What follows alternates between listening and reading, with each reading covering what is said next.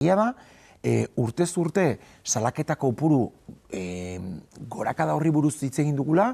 aurten erasoak 30% dira, beti ere referentzialtasun datu hori salaketetan jarrita daukagula, eta beti argudiatzen dugu orain gehiago salatzen dela, kontzientzia handiagoa dagoela, emakume askok ere orain identifikatu egiten dutela legez kanpoko ekintzatzat lehen identifikatzen ez zutena.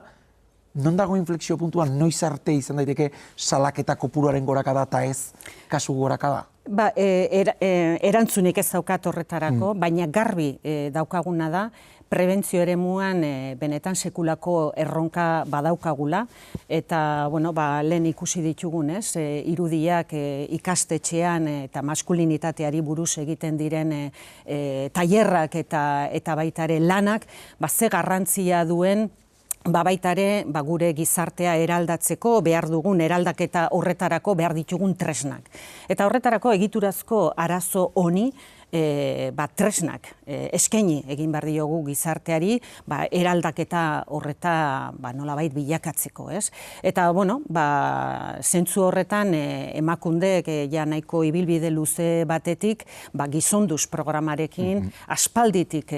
dator lan egiten, eta horixe da poliki-poliki geroz eta gehiago zabaltzen ari den baitare programa bat, gainera nolabait izen ona badauka ez bakarrik Euskadin, baizik eta Euskaditik kanpo ere,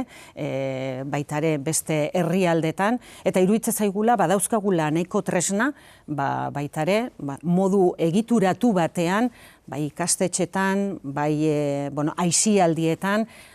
gure datozen belaunaldiak berdintasunean hezitzeko.